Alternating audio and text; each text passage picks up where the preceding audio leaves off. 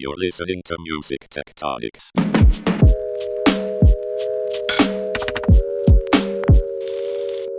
Welcome back to Music Tectonics, where we go beneath the surface of music and tech, where we talk to music seismologists, audio cosmologists, and sonic technologists, where we explore the shifts that are changing everything in music, whether we hate them or not. I'm your host, Dmitri Vietze.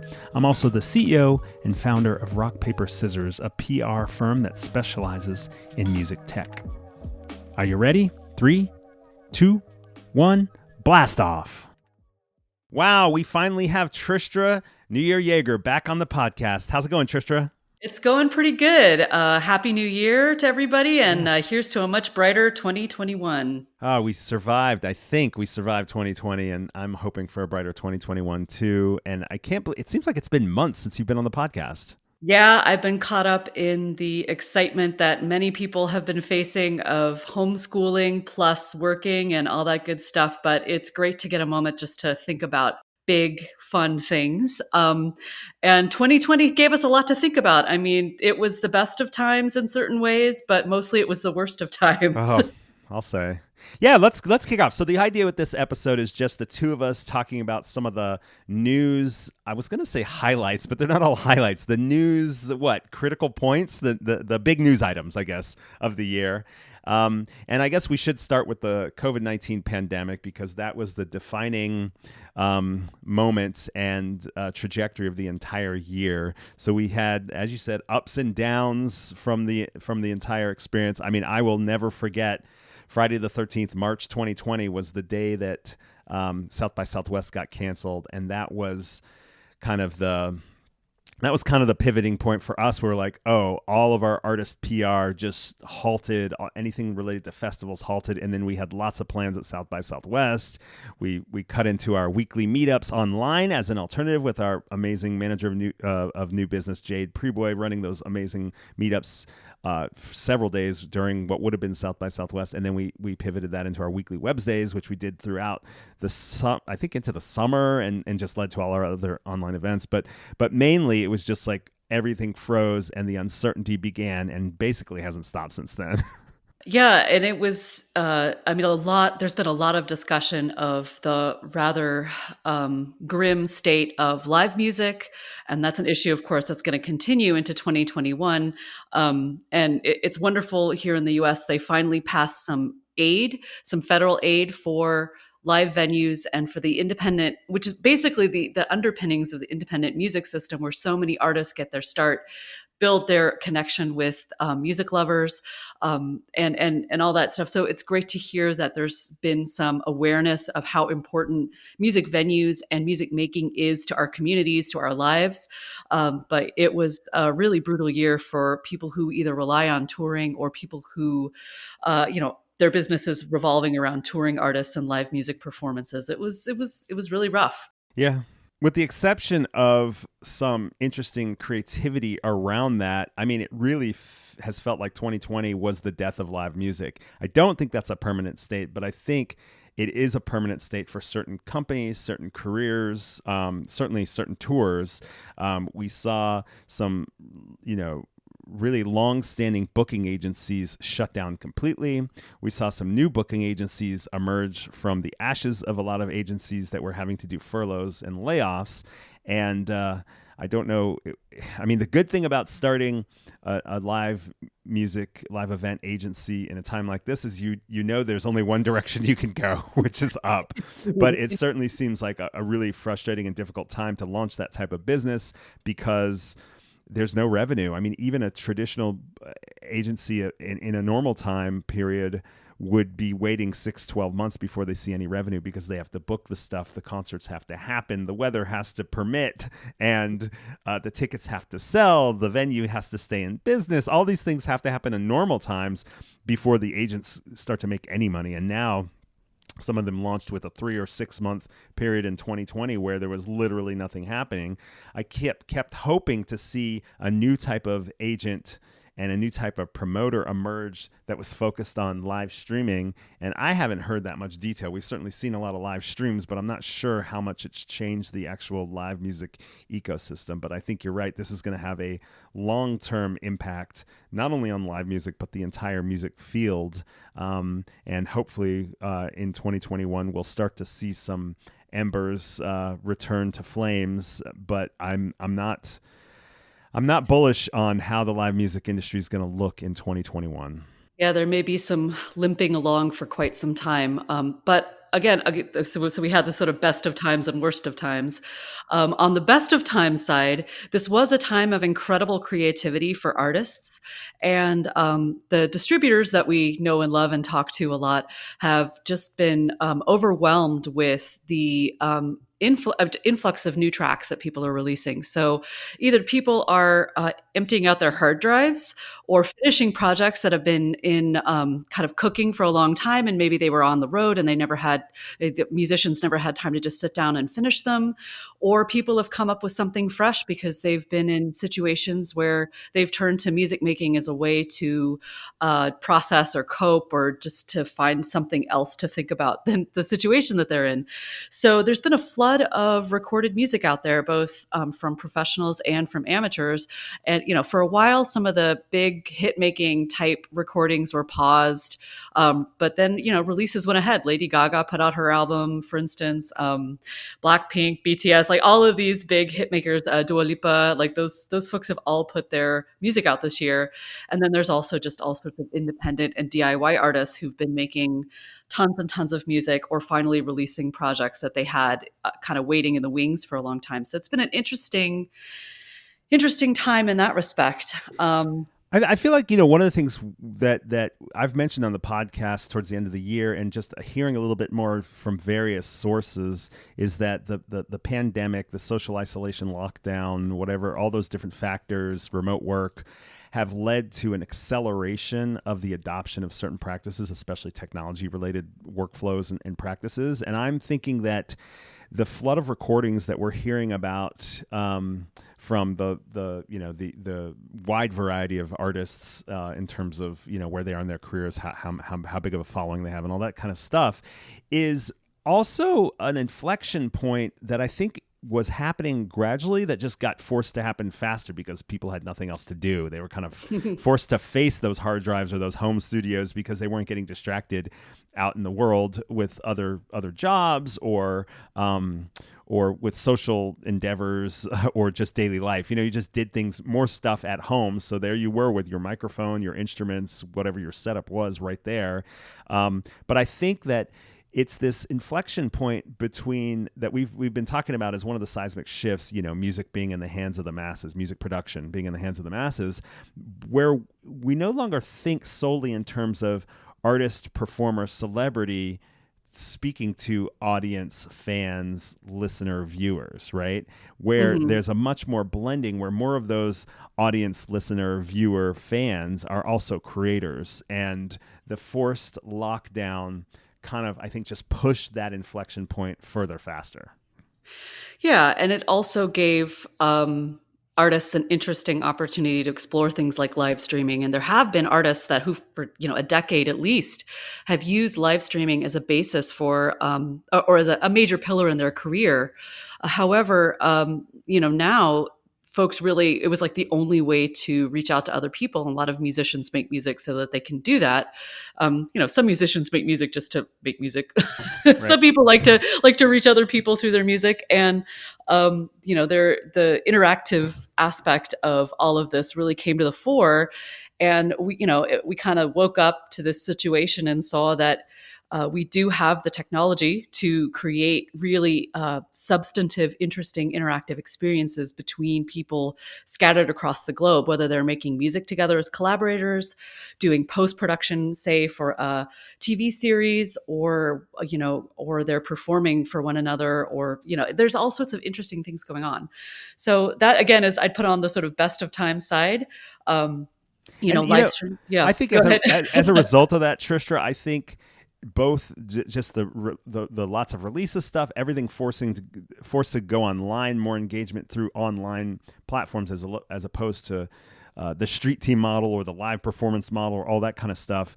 And certainly on the live streaming is a piece of that digital engagement. And we'll talk more about some of the other digital phenomena that are doing this. But I think that as a result of all of this, we're seeing a strong level of fan interest in music. It feels like people are more engaged in music than ever before, which is, I think, another piece that's worth mentioning. Not only is there this flood of music and this flood of live streams, but there's also the demand is staying high. People are engaged. Music is clearly having staying power in how people identify, interact with the world, engage with the world, create their own content, and so forth.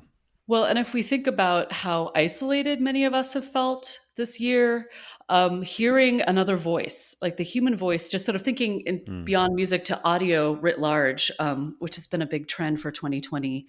Audio, hearing other voices, hearing just another human doing something interesting or saying something meaningful. It was something we all really missed. We didn't get to hear a voice in person.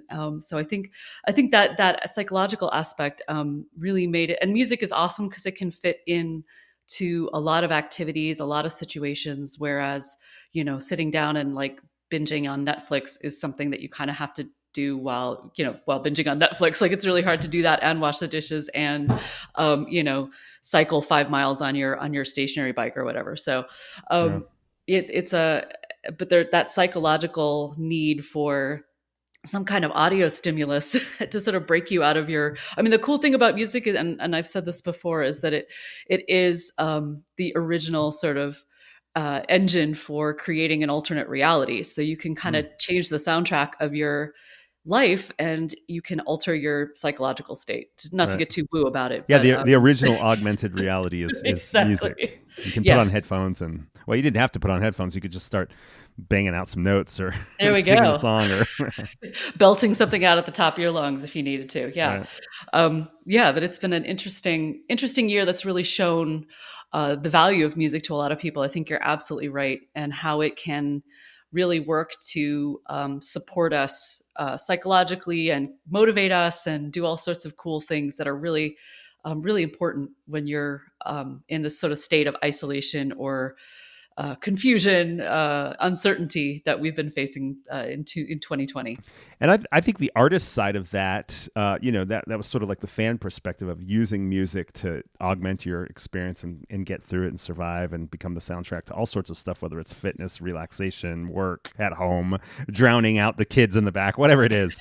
But on the creator artist side, the experimentation that's been happening, we talked about lots of recordings, we talked about live streaming. I do think we should talk a little bit more about live streaming, but also it just feels like people are feeling like they're forced into the laboratory and they're trying new instruments. They're mashing up more genres. They're trying more social platforms, more fan engagement platforms that are different than how it was before the pandemic.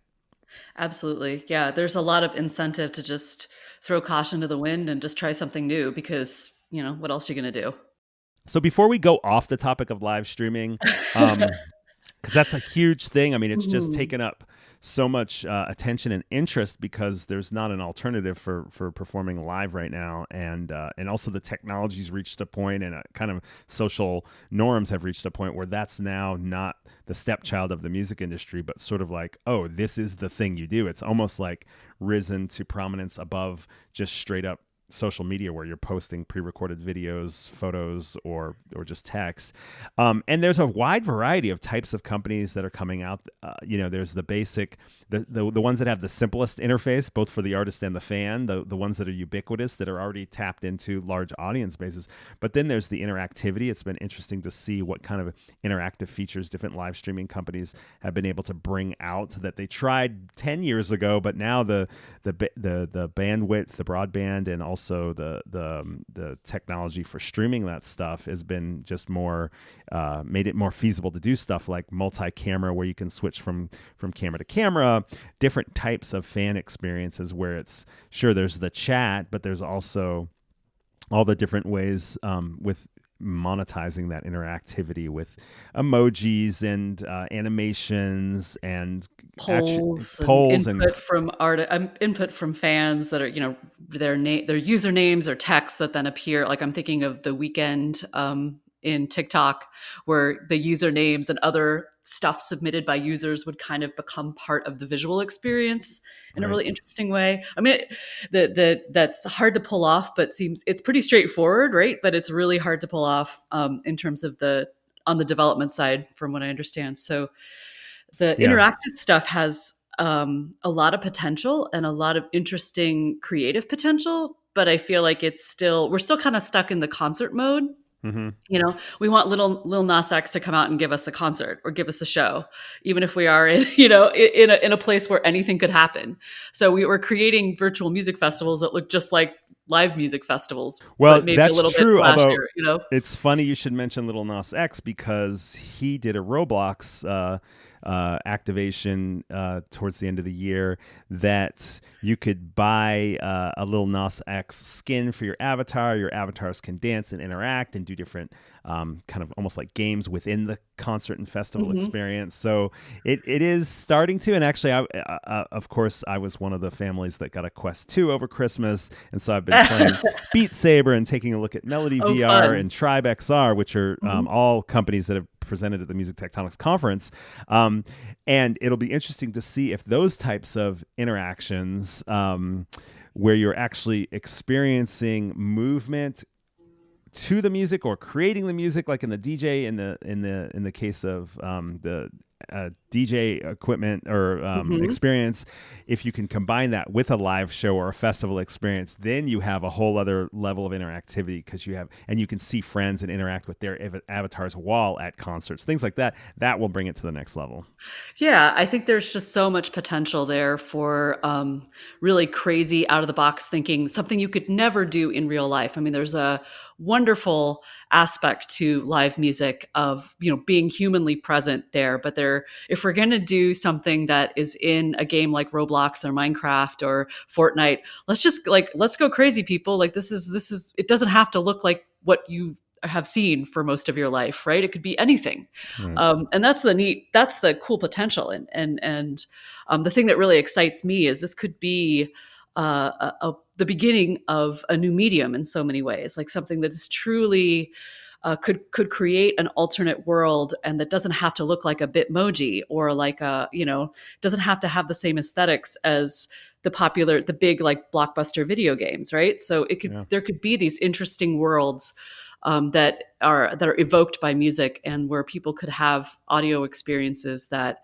are truly, diverse and interesting. Anyway. Yeah, it's coming. That's my little soapbox. Go for it. It's all coming. I mean, it's all that you're talking about is emerging little by little right now, and again, accelerated by this moment in time. And I think some of this stuff is going to have long-term impacts. When we were talking about the ups and downs of the pandemic, will that change? What we see in terms of the demographic of artists? I think it probably will. I mean, obviously, increased access to different tools will change that. In terms of fan engagement, I think these things are going to stick around even once we figure out as a society how to be back in person with more people, more diverse sets of people than just our immediate household or roommates or whatever. I think these types of digital engagement with fans are also going to be here to stay. Not every single one of them, but I think people are adding them, not replacing things. They're adding additional methods. Exactly. So it's going to be a lot like a sporting event where you have multiple layers of participation and monetization, except for it could be even more interactive, because, it's hard to get up and like join in on a basketball game, though I guess there's like VR apps and things that are trying to get people to do that.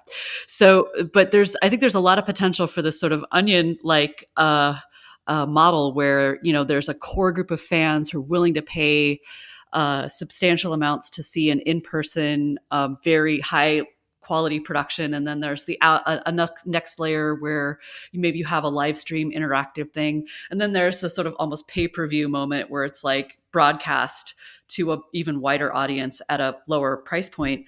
And that's an interesting thing to think about, because it really changes. It could really change the lives of people who have relied on really high volume touring with major production moving from city to city. It's very, very expensive, lots of logistics, lots of tough, complicated decisions that have to be made. And if you could instead do a couple, like a dozen really amazing little high production events, not little, but big high production events, you would really, and then you can maximize the views on those all around the world. It would completely change the way a pop star could work. And, we're talking about these big activations in games and these high cost, high production value live streams, but there's a lower, more DIY level. I mean, I've talked to some artists this year who are creating their own multiverses using available tools, and there are things like Unity where you can kind of create on your own with some pretty. You don't have to be super, super deep into game development or, an audio engineer to start to really create a multi-level experience for your fans that could have, a similar kind of onion-like model. I don't know.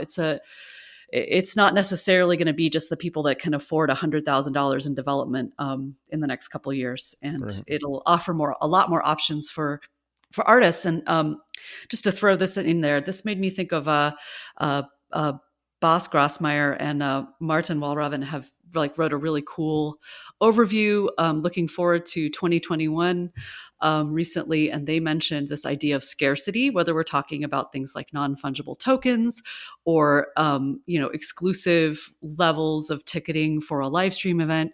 But 2020 really proved that these are possibilities and even viable models. So this idea of scarcity in music, which hasn't really been the cry to arms for the music industry, it's more like, let's get it all on there. We want the biggest catalog. We want everything in the whole world available right now. And now the call is like, how can we make it so there's lots of exclusive stuff that only a few people can hear or see, Mm-hmm. Yeah. So we've really seen a big sea change from this idea of like maximal abundance and like the long tail, the infinite store, the infinite catalog, to let's just have a few things for people that really care. And how can we get the value from them? Because if we're talking about independent artists, independent artists notoriously underestimate what their fans are willing to contribute or pay.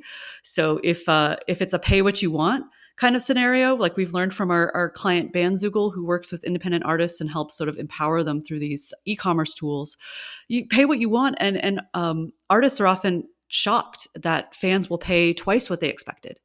Not everyone, but enough to make it kind of, food for thought in terms of how we valued music in the past, and whether that ridiculous, like over the top, everything's available right now model, sort of all you can eat buffet of songs and tracks, is actually the way we should approach digital music. I don't know.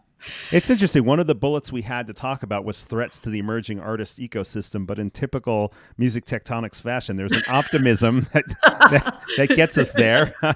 Although, I don't know if you want to say anything else, Tristra, about sort of all the downside of what's been happening this year that you see as threats to emerging artists in that ecosystem. Yeah, I mean, beyond the live music thing, there's been a whole renewed conversation about the streaming model, whether we're talking about the Broken Record campaign and some testimony late in 2020 before the UK Parliament. A lot of questions about Spotify's business model, for example, as they do a lot of mergers and acquisitions and buy expensive podcasts from royalty and all that kind of stuff. So, and there's a lot of interest in alternative models that may be more artist friendly or even artist owned, whether it's like a cooperative model or a fan driven model like Audius. And basically all these things they're sort of looking at the same question, which is we have this system that seems to be locked into place for streaming. Streaming's pretty successful. It's gotten really great adoption. So the revenue is there. The interest is there to some extent. but the user experience and the catalog across all these services is basically identical, as Sherry Hu has pointed out really astutely. They all look the same. They don't. Most of them sound basically the same, or even if you have a high-res service, you need to have the right equipment to really take advantage of that, and not all tracks are really made for high-res type listening enjoyment and audiophile enjoyment. So what is it that's going to make the streaming experience has basically become a commodity, just like basically live streaming is a commodity. So what are we going to do? What can artists do to create something that communicates the value of what they do, that creates a meaningful connection with a person or thousands or millions of people? What is it like? What are we going to do? How I hate to say, how do we create scarcity, but maybe flip that on its head and say, how do we build value and create a sort of real precious sense of the beauty of some of this stuff, or the meaning of some of the stuff, or the excitement? It is an interesting time in that streaming has become basically ubiquitous, lots of adoption, very, very all over the world. And yet it feels kind of like there's something missing, Yeah. And Well, especially from the artist side. Yeah, And it's not all revenues and money, it's not just payments. It's like there's something else missing for artists. Well, it's complicated because on the one hand, pre-streaming, there was a moment in time where the tidal wave of fan interest and engagement was around digital music downloads, and it was a little bit tricky to kind of manage the workflow of getting access to that music, and for a moment, the only way to do it was to not pay for it. And certainly the iTunes and Beatports and other MP3 and other digital download platforms came up with an alternative, but it wasn't quite as easy an experience on the fan side as streaming now is. And so now we have a situation where streaming is kind of really competing with the role that radio played, but it's different because you can select which track you want to hear. So you really are getting music on demand rather than audience on demand, which is what radio kind of is. It's kind of reverse in a way. You play what you want as a DJ or as a programmer, and the audience has to listen to whatever with ads in between. The real model now is kind of flipped in a sense that the listener is the programmer, is choosing what they're listening to. And so on the one hand, it's replacing radio, which, radio was always thought of as a promotional opportunity. You're getting access to an audience. So the streaming services could make the case of, oh, well, if you want anyone to hear you, you have to be on the streaming services, just like you had to be on the radio in the old days to get discovered. But the problem is streaming is also replacing the unit of commercial exchange, the financial exchange. So you have this ubiquity of streaming, but it's at the same time replacing and disrupting the method by which people were traditionally getting paid, whether it was artists, artist labels, or publishers, and any other parties involved in that whole process. So the trick is how, where's the rest of the value come from? And I think you're talking about some interesting pushback models where artists and other content creators and rights administrators, the people that are all on the monetization side of recorded music, are saying, what are these alternatives? There's the direct-to-fan option, where whatever it is that you're selling, you can control the pricing and, as a result, influence the profit margin in a much more direct way than going through label, distributor, streaming service. And then there's so many other options for monetizing revenue streams. One of the trickiest piece of it is actually having clean data and knowing where the music's being played and used and how much you're getting paid from different things, so that you can actually evaluate what's working, what's not working. But really the stuff you're talking about is a variety of alternative models outside of the now mainstream streaming model of monetization. It could be in the form of sync pitching and licensing for TV, film, and commercials. It could be in the form of direct to fan. It could be different merch opportunities. It could be our last episode of the year, we talked to Tommy from Single Music, and he talked talked about bundling with live streams where you're bundling merch. Sometimes that's the way. He talked about a concert that had 5,000 people and generated $1 million in merch and bundle sales in addition. So I mean, that's bundles are like how somebody like DJ Khaled, which no one can figure out what he actually does. That's how he's charted. I mean, bundles have been a really powerful commercial lever for certain kinds of artists for a long time. So yeah, it makes total sense. It would work well with live streaming and other, as it multiplies the experience, right? Just watching something on a screen isn't as cool as then I get this, maybe I get something sent to me in the mail and I can like that I can touch and feel, or I have some special digital collectible that means something to me that I can enjoy or add to my gameplay or whatever it is I want to do. But yeah, that makes a lot of sense.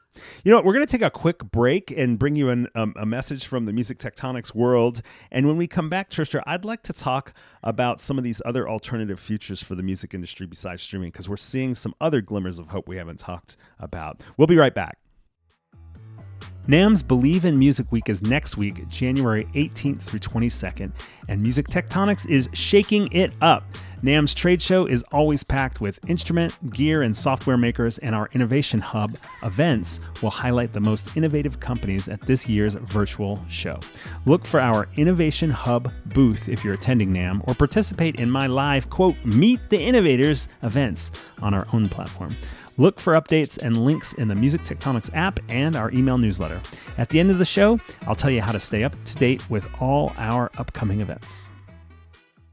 All right, so we were talking about alternatives to the broken streaming model. I would personally, I don't think it's totally broken. Broken with a question mark or in scare quotes. It depends on who you ask and how. I mean, for some people, it's working fantastically, and there are artists that have tweeted, for example, about their amazing checks that they've gotten from the streaming services. So it's not all gloom and doom, and it's a real mixed bag for artists. Anyway, sorry.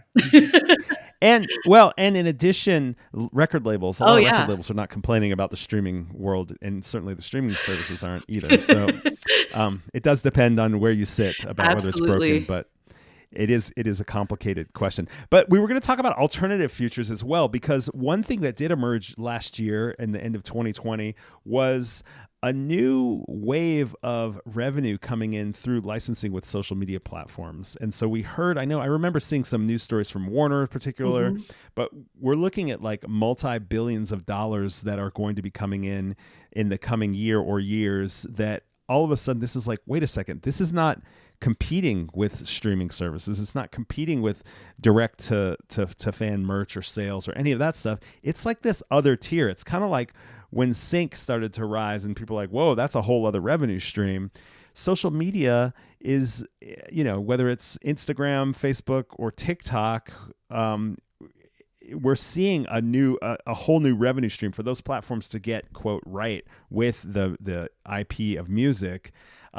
There's this whole wave of money that's starting to come in as well. Yeah, I think it was a long expected wave too. It was, I feel like people have been talking about how social media will become a source of income for labels and artists and publishers for years. And so it's kind of interesting to see that really taking off. And I think in some ways TikTok I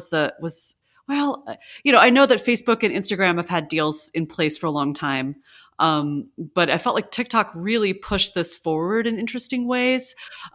This year, or this past year in 2020, the way, especially you can see it when you look at catalog, like really ancient by the digital music standards, titles from, way back in the past, like Fleetwood Mac's Dreams or Break My Stride, those kind of tracks that have, from decades ago. Most TikTok users may have never heard them. And all of a sudden, or like Harry Belafonte started to pick up some steam, like all of these really interesting artists from the past that became suddenly popular again and would hit the Billboard charts.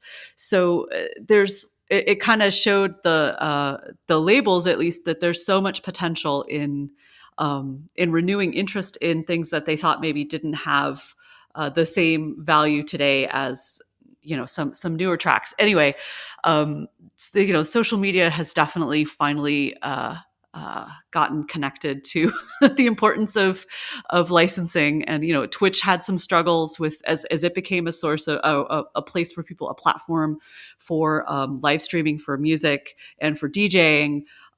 It's had some struggles with figuring out the licensing picture. And in general, I hope that this new stream of revenue will help some of the bigger players in the industry see how licensing has been one of the toughest. It's sort of a Gordian knot, right? We can't seem to cut through it.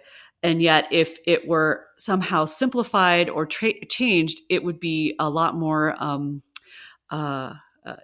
they would earn a lot more money. Right. Like licensing has been this sort of tough thing. There's got to be a way to work it out. And I know, there's a lot of effort being made to create new organizations, new kinds of licenses. Like there's finally a blanket license for digital mechanicals, thanks to the MMA. But it feels like there's so much work to be done, and there's so much money that's being left on the table, or intellectual property or creativity that's not being fully rewarded. Yeah. So, to me, that in itself was kind of an inflection point for 2020, especially towards the end of the year, as you heard more news about those licenses becoming more broadly implemented. Yeah. Because I think, like you said, Facebook and Instagram had some licensing in place, but TikTok eventually took a much broader approach. And the inflection point is not just with social media, because, tech platforms in general kind of had a let's build this engagement, user ubiquity first and figure out the rest later. Clubhouse is still saying that's their approach. I'm like, oh, dudes, really? Yeah. Well, there isn't that much music being played. Not yet. It just takes like 2 weeks. Yeah. Anyway, that aside, but yeah, you're right. But the point is, regardless of whether it's a social platform or not, we saw it play out in the fitness world too. Where there was some conflict with Peloton, for example, and they had to settle some licensing issues. Seems like that's happened in just like we're saying, like everything that's following TikTok knows, licensing is part of the deal. The labels, the publishers now have expectations around this, and they're the lawsuits that preceded it are demonstration. Yeah, exactly. Same thing's happening with fitness. It looks like people are making sure that they have their licensing locked in earlier in the process. Gaming, and now we'll see. It'll be interesting to see what kind of revenue gets generated beyond this in fitness. I like the idea that music, even your earlier comment, kind of like music being the first thing that augmented reality before there was any tech at all, really, is now showing that it's kind of like something you can synchronize with anything that you're doing with your hands or your eyes. I love that. Yeah. So fitness, or your feet, gaming, or your knees, or your hips, right? Right. Yes. Or your VR controllers. Yeah, exactly. Yeah. Your hair. But that's what makes the future of music, recorded music, so powerful, with so much financial profitable potential, is that it can accompany so many things. And even with podcasts, it's not like you're listening to the music while you're doing something else. It becomes integral to the actual content itself, which I guess is kind of similar to like Sync and YouTube too. Yeah, music adds depth and dare I say flavor. It's like the umami of the audiovisual world. Like it adds emotional resonance and or energy in ways that are difficult. Like if you've ever watched a fitness video or a workout video without music, that it's 10 times harder to get through it than it is if you have even a mediocre track that you're not that into on in the background. So it's very interesting.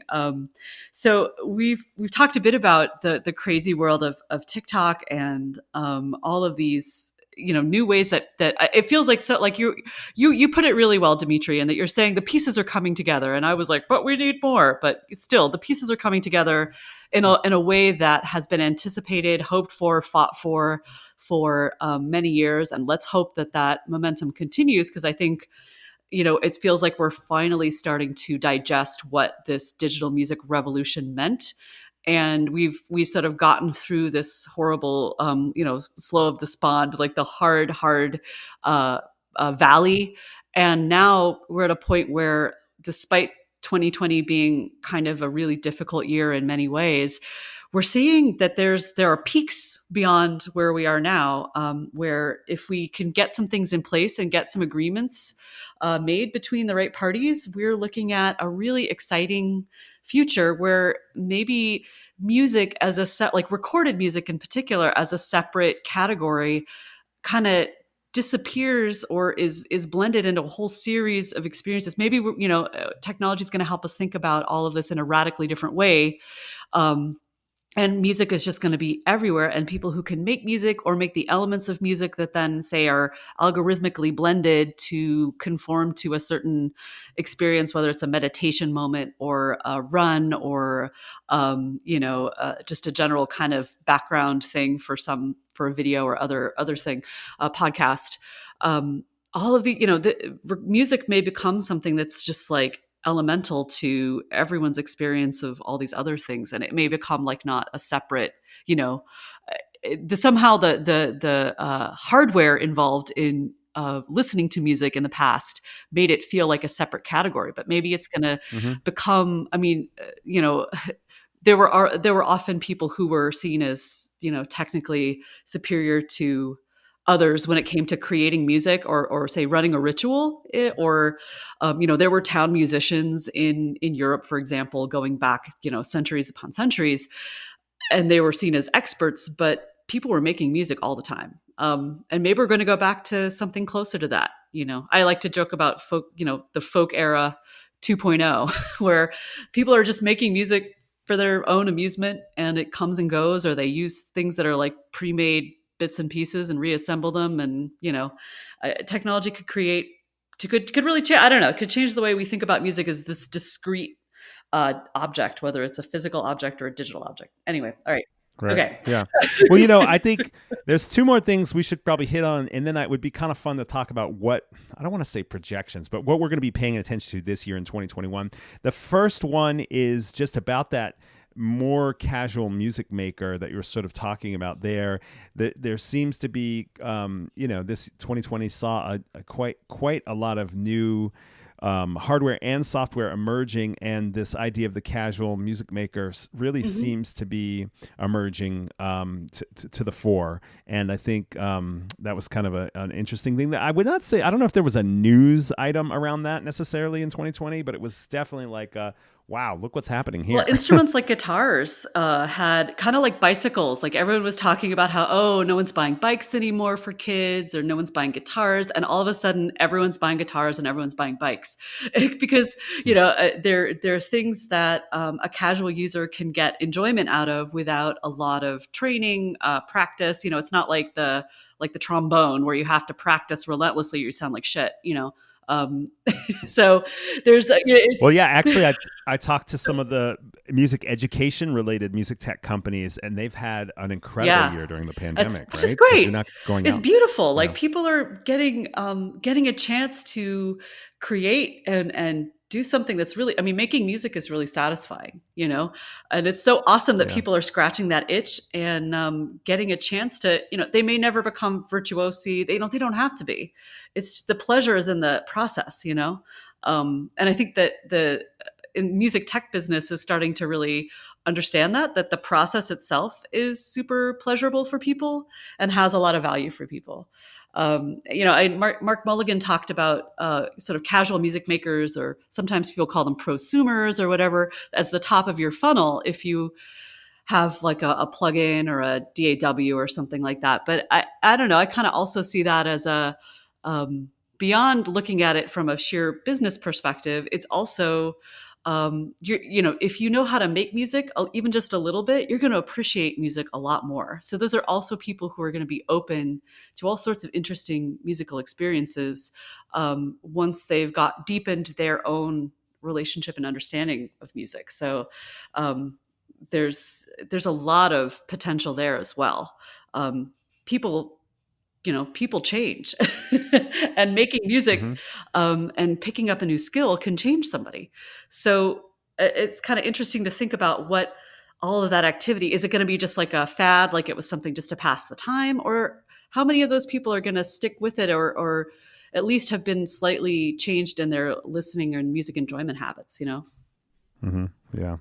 So, I guess one last thing before we talk about what we see coming for 2021, an indication of where things are going were the number and success of IPOs we saw in the music space. I know the Warner Music IPO was in the summer.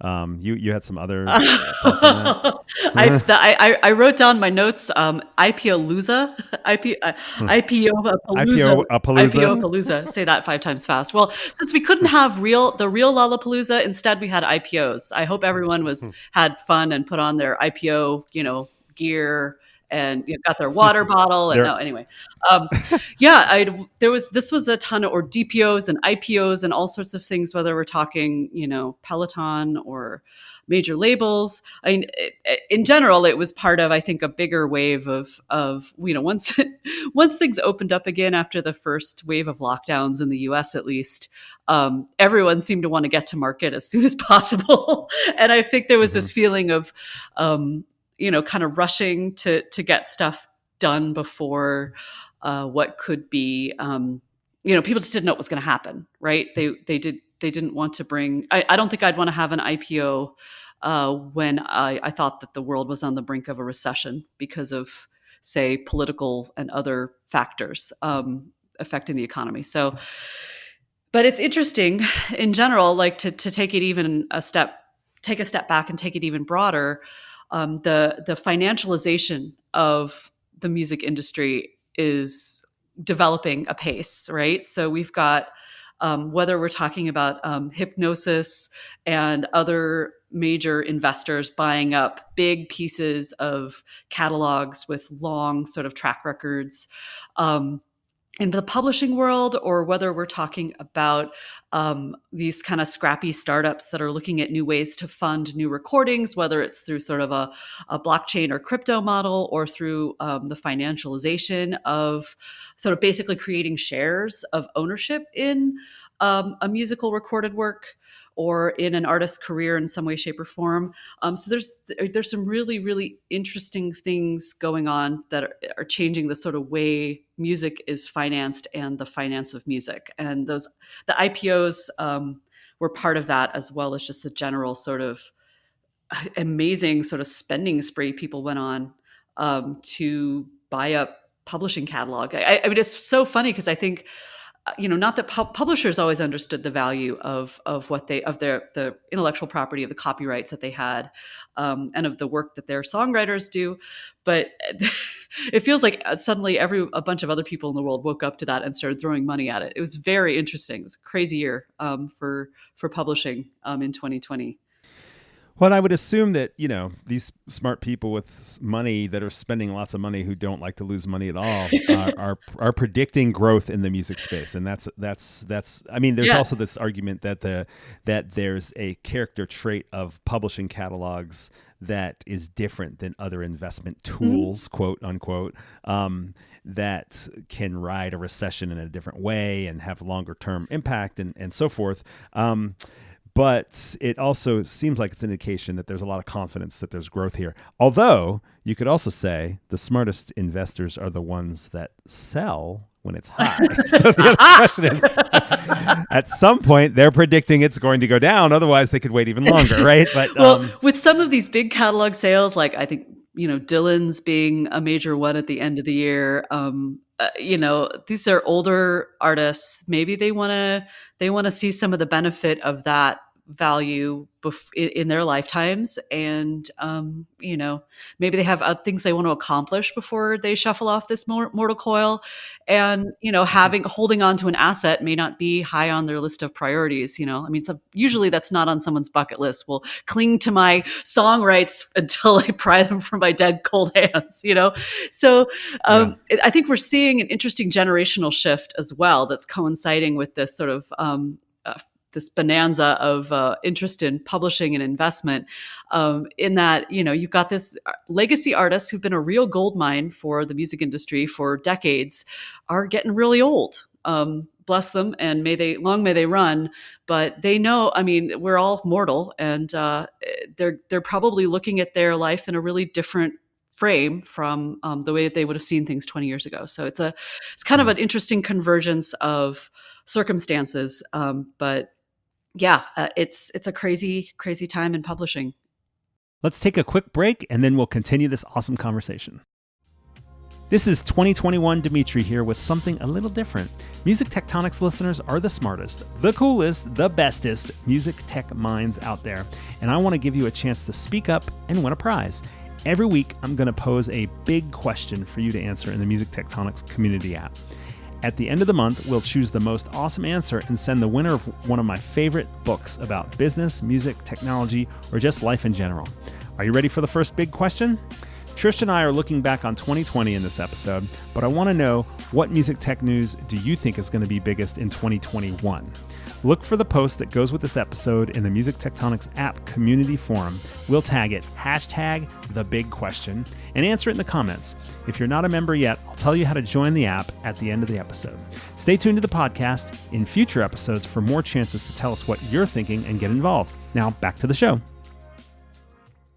So let's wrap up with a quick popcorn of what, I don't know whether we call them projections. I'm always scared to say that because, none of this is research based. But for 2021, what are some things we're keeping an eye on? I'll go first. I think we will see some new roles in the live music industry pop up. There's going to be a new type of promoter, a new type of booking agent, a new type of venue. We're seeing some of that emerging, but I think we're going to see more of that.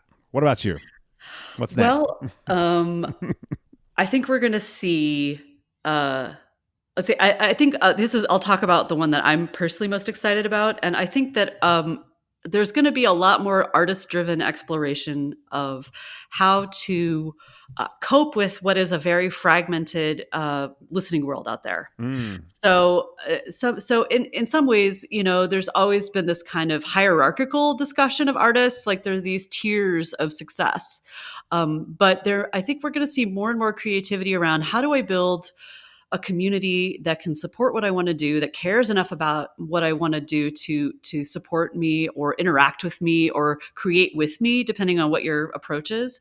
And I think we're going to really see some, and as these ideas emerge, there will be, tech tools and other things or modifications of existing platforms or tools or software or whatever that will help enable that. And I think artists are going to see it less as like this kind of rat race and more of hopefully an extension of their creative process. How do I cultivate this world for people so that they support me and I support them? So it could be a really interesting. I know it's sort of hippie. Sorry, I have a dream. That's my dream for 2021. So I'm going to steal one from Mark Mulligan from Media Research, who spoke at Music Tectonics.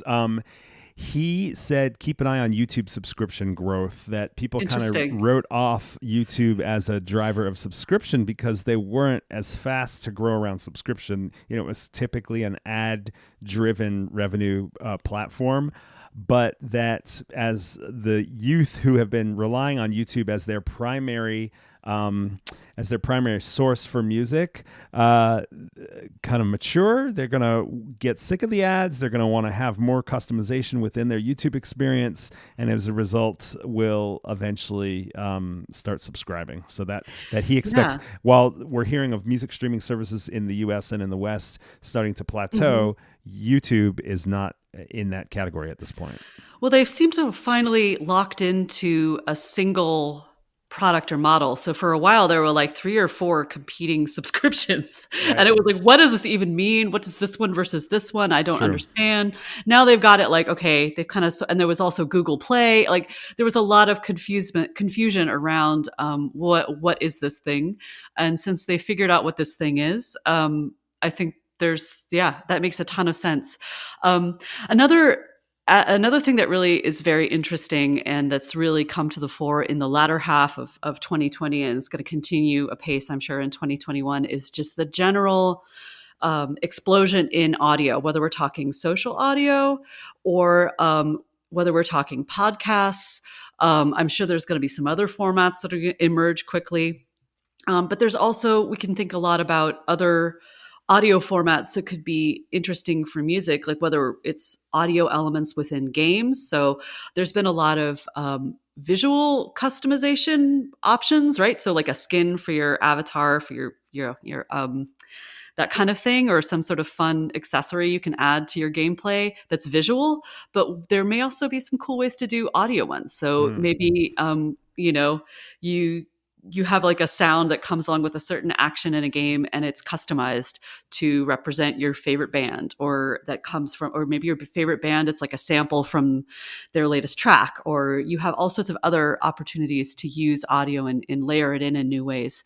So that could lead to hopefully some new kinds of revenue streams that could be part of a bigger bundle, as we were talking about before, with both physical and virtual merchandise. There's just so many cool things you can do with audio, and so many ways you can weave it in without it being overly distracting in most cases, and usually enhancing. That I think there's a ton of potential for people who make music to basically have a lot more fields where they can start searching for those communities that might support them and might get into what they do. Cool. I'm excited about the audio explosion, as well as those additional augmented experiences people can have, whether it's in audio or other forms. I'm going to jump to a more traditional one for my next one, Tristra. Spotify, I think, will feel more pressure from Amazon and Apple. I already mentioned the YouTube subscriptions, but I think what we're seeing and hearing from some artists is that Amazon is actually becoming a powerful revenue source, a growing one, faster growing. Yeah. And of course, when you're not the leading streaming provider, of course, your growth will be faster at some point if you're going to grow at all, because, you're later in the game. But companies like Amazon, Apple, these bigger companies have a tendency not always to jump in to be the first at everything, but once they really kind of mature their offering of whatever category it is in their overall ecosystem, they are kind of unstoppable. And so I think we're going to see different demographics, certainly on the Amazon side, and just Apple's large footprint of iPhone users, very fanatic consumers, will just go with the easy, the path of least resistance for where they get their music streaming. So that combination of Amazon, Apple, YouTube, Spotify will continue to feel like they're going to stay in a competitive market. There's not going to be a winner here. And speaking of bundles, one thing we haven't touched on yet is the tech bundle phenomenon. And with Amazon Prime and with Apple's new sort of services bundle that they're rolling out, it's going to be a huge problem for Spotify. I mean, I have to admit, I've been a Spotify subscriber for quite some time, and I was like, shit, maybe I should just get Apple Plus, because fuck, I don't need that. It looks the same as Spotify, and they have more DJ sets. Because you want to read all the news and stuff. Is that why? and see whatever, there's Apple Arcade. I mean, there's a bunch of services, just like Amazon Prime has got like all sorts of wacky bells and whistles for all sorts of kinds of consumers out there. So yeah, it's really hard when music is a loss leader for your competitor, and when it's one of your main sources of revenue and excitement. I mean, Spotify's got that's a really tough fight to fight, right? Because it's which I think is why we've seen so much in the audio space with Spotify, with podcasts and stuff. They're trying to differentiate with a larger offering on audio and compete with radio. That's going to be a really interesting thing to watch in 2021 is what happens with these big podcast deals, whether we're talking about Joe Rogan or the Obamas or the Royals. Is that going to be something that people are really excited about? Maybe. I mean, that'll be really interesting to watch. I personally am not interested in those, so I'm really curious what other people, how that plays out in terms of revenue and the business side of things for Spotify. It's going to be very, very interesting. It's a big gamble, but maybe it isn't. I don't know. It seems like a big gamble to me. Yeah. Well, let's hop through a couple more before we wrap up one of the longest episodes we've ever had. But hey, 2020 was a busy year in spite of all the challenges.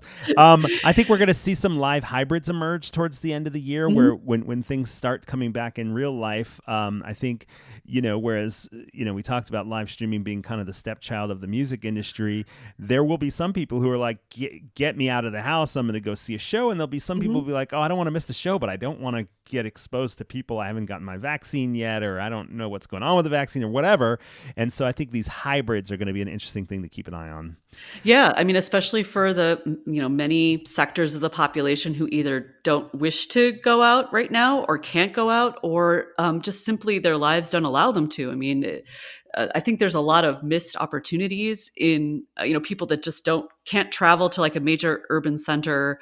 I don't know, pay for parking or transportation, pay for drinks and food. There's people who'd rather just be like, I just want to give $20 and watch a live stream and enjoy it at home, Yeah. So there's a lot of cool potential there. I can't remember what I was thinking when I put this one down on our list, but emerging new revenue streams, I think it's just, maybe it's related to all that conversation we had about alternative futures of the music industry, that these new revenue streams are going to start to take traction. There may be some that we don't even know exist that are going to take off, but probably more likely than that, it's some of them are just going to mature. And so more creators and representatives of artists are going to be paying more attention to those new revenue streams. Yeah. So going back to the whole idea of scarcity and to some and sort of the immersive or interactive quality of some of this stuff is, will things like non-fungible tokens take off? Like, will that become a thing? I mean, it's possible, right? We saw with CryptoKitties, like you can have a sort of craze where people get really obsessed with digital collectibles, and it can take off that way. But what's going to happen with some of those new methods for getting fans excited and finding something special for people that are really into the music? That to me seems like a really promising place. But we've seen a lot of talk about blockchain and other tech innovation, and whether or not that finally blooms into something that's really widely adopted is another question. But I hope so, because I think there's a lot of potential for artists to gain a lot creatively and business wise. Yeah, awesome. Well, that was fun, Tristra. I don't know if any of our so-called projections will manifest or not. I mean, luckily, we most of them are pretty broad brushstroke. We're not like quantifying anything. But this has been a blast catching up with you on last year and this emerging year. Gosh, I hope it's a better one. From your lips to the divine ear. All right, now don't be a stranger. Come back on the podcast soon, right, Tristra? Oh, okay. All right. Maybe. Yeah, and I'd love to. I probably won't see you in the office anytime soon, but I'll see you on Slack and Zoom and Hopin and Google Meets, okay? You can also get my non-fungible Tristra token. Oh, yes. Go to app.musictectonics.com to find out more there. All right. Yikes. Talk to you soon, Tristra. All right. Take care. Bye. Thank you for listening to Music Tectonics. If you like what you hear, please hit subscribe on your favorite podcast app. I put out new episodes every week. Follow us, Music Tectonics, on Twitter, Instagram, and Facebook, and connect with me, Dmitri Vietze, on LinkedIn, if you can spell it. Better yet, become a part of the Music Tectonics community. We created a social network, kind of like a Facebook, just for music tech aficionados. If you're listening to this show, that's you. It's free to join. You can use it on the web at app.musictectonics.com or find the mobile app for Apple and Android devices in the relevant app stores. Connect with me and other folks from all corners of music and tech, get exclusive access to Music Tectonics content and events, and meet each other. Join the app to answer the big question, and one listener every month will win one of my favorite books. Get updates about upcoming events and our big music tech conference in October when you sign up for our email newsletter. Go to musictectonics.com to get it in your inbox every 2 weeks. And if you want to learn more about the music tech PR team at Rock Paper Scissors, you can find out at rockpaperscissors.biz. Peace. You're listening to Music Tectonics.